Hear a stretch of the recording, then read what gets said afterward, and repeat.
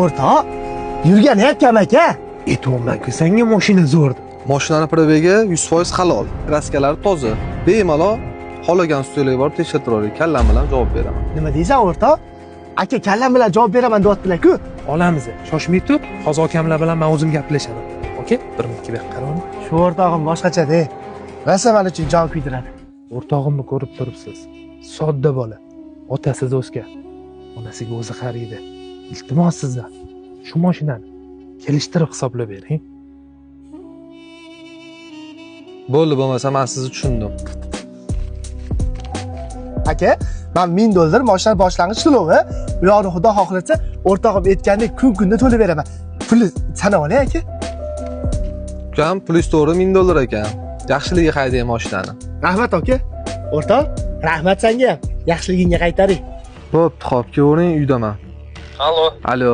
Labbay aka. Qayerdasan? Mahallada edim. Uyga tushib ketgan, ana o'rtog'ing kelayotgan ekan. Bo'ldi hozir.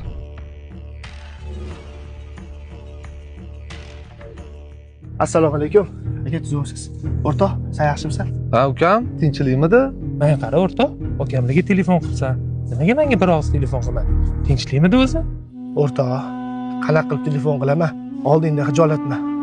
O'zi men uchun akamlarning oldilariga kelib, narxlarni kelishtirib gaplashib beruvding. Aka, siz oldingizga iltimos bilan keldim. Nima iltimos, ukam? Kecha kechqurun onamlarning mazalari bo'lmay qoldi. Doktorga olib bordim. Srochniy operatsiya qilmasa bo'lmaydi dedi. O'shanga operatsiyaga $1000 dan oshiq pul ketar ekan. Iltimos aka, shuni olib qolib $1000 pulni qaytarib bering. Onamlarga qaramasam bo'lmaydi-da. Onam doktordalading? Ha aka.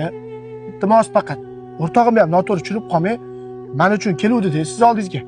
Agar qo'lingizdan kelsa, shu $1000 ni qaytarib bering aka. Sizni to'g'ri tushundim. Bo'lmasam sizga pulingizni qaytarib bera qolaman. Alloh rozi bo'lsin sizdan. 7, 8, 9. Mana sizni pulingiz $900.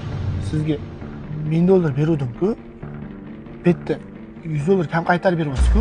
$100 o'rtog'ingizdan olasiz. Uni keyin o'zingiz bilan kelishib olardi. Uka, men tushundim uka.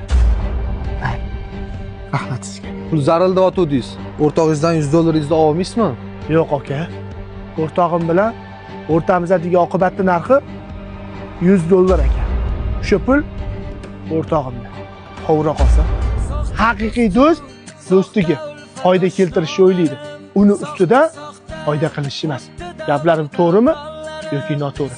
Fikrlar kam aytardi, yozib qoldiringlar. Do'stim, arzimagan pullarga meni sotmagin.